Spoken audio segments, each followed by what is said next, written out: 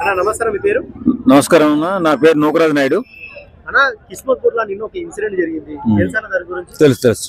అంటే మనుషులు ఎంత దారుణంగా ఉన్నారు అంటే, ఒక ఆటో డ్రైవర్ ఒక మహిళని అంత దారుణంగా, అసలు మీరేమంటున్నారు ఈ విషయం గురించి? చాలా బాధాకరంగా ఉంది. అంటే వాస్తవంగా ఈ మధ్య కళ్ళు కాంపౌండ్లో అమ్ముతున్నటువంటి కళ్ళు మందు కళ్ళు అమ్ముతున్నారు ఎక్కువగా, విపరీతంగా. ఎందుకంటే అది ఆడవాళ్లే కాదు మగవాళ్లే కాదు, తాగిన తర్వాత చాలా ఇబ్బంది పడుతున్నారు. మా బామ్మతికి కళ్ళు అలవాటు ఉంది, ఒక మందు అలవాటు ఉంది. వాస్తవంగా మొన్న ఒక రోజు వారం రోజుల క్రితం కళ్ళు తాగి పుల్లిగారు ఒక సీసాయి కళ్ళు కూడా తెచ్చుకుని ఇంటికి వచ్చి తాగాడు. తాగిన తర్వాత 2 రోజులు ఇంటి దగ్గర పడుకున్నాడు లేవల. ఈ ప్రాబ్లం ఏమో అని చెప్పి హాస్పిటల్కి ఎత్తుకుపోయాం. ప్రాబ్లం ఏం కాదు, మందు కళ్ళు ఇప్పుడున్న మధ్యక ఈ హైదరాబాద్ సిటీలో ఎక్కువగా, చుట్టుపక్కల ప్రాంతాల్లో మందు కళ్ళు ఎక్కువగా అమ్ముతున్నారు. దానివల్ల చాలా మంది ఇబ్బందులు పడుతున్నారు.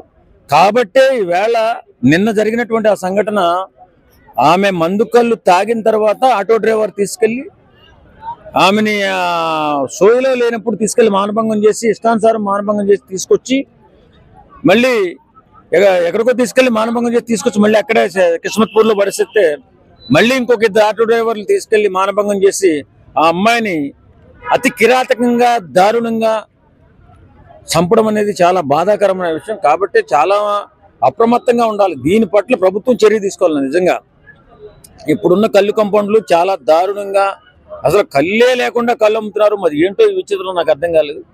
ఖచ్చితంగా దీనిపై ప్రభుత్వాలు చర్య తీసుకుని అలాంటి అబాధ్యులు అన్యాయం అయిపోకుండా చూడవలసిన బాధ్యత ప్రతి ఒక్కరి మీద ఉంటుంది.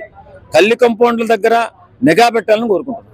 అంటే ఇప్పుడు ఆటో డ్రైవర్ల గురించి చూసుకుంటే ముగ్గురు అసలు మనుషులు అంటారా? ఎందుకంటే ఒక మహిళను అంత కిరాతకంగా ఆ కాంచులు కట్టి అన్ని ఇచ్చేసుకుని ఆమెను చంపడం జరిగింది. వాళ్ళు కూడా వాస్తవంగా చాలా దారుణంగా చంపారు, కానీ వాళ్ళు కూడా కళ్ళు తాగే ఉంటారని అనిపిస్తుంది నాకైతే. అంత కిరాతకంగా చంపాలి అంటే సామాన్యంగా మామూలుగా సోయిలో ఉన్న మనుషులు ఎవరు కూడా అంత ఘోరంగా చేయరు.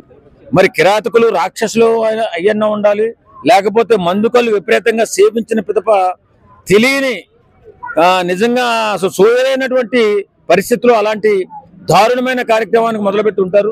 నిజంగా చాలా బాధాకరం. కాబట్టి నేనేమంటున్నానంటే పోలీసు వారు కానీ ప్రభుత్వం కానీ దీనిపైన కఠినంగా నిర్ణయం తీసుకోవాలా. ఇలాంటి ఘోరాలు జరగకుండా చూడవలసిన బాధ్యత ప్రభుత్వాలపై ఉంది. ఖచ్చితంగా ఈ కళ్ళు కాంపౌండ్ల మీద పూర్తి నిఘా పెట్టాలండి. చాలా మంది పిచ్చోళ్ళు అయిపోతున్నారు ఈ కళ్ళుల వల్ల.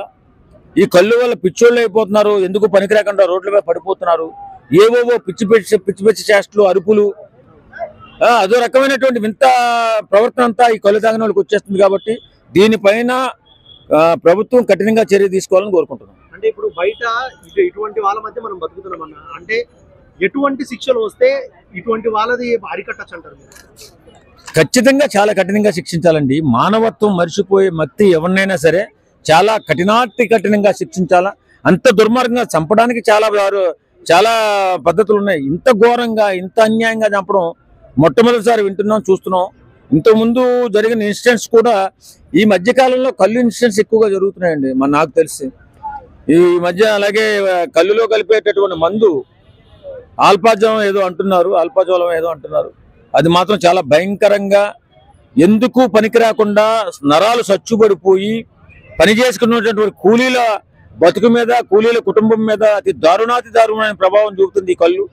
కాబట్టి ప్రతి ఒక్కరు కూడా ఇది ఎవరి బ్రతుకు తెరువు కోసమో మీరు ఆలోచించకుండా కళ్ళుని కళ్ళుగా అమ్మించండి. ఇలాంటి మత్తు కళ్ళు అమ్మి ఎన్ని ఘోరాలు చూడవలసి వస్తుంది. ఈ కళ్ళులో ఎన్నో అరాచకాలు జరుగుతున్నాయి, అన్యాయాలు జరుగుతున్నాయి.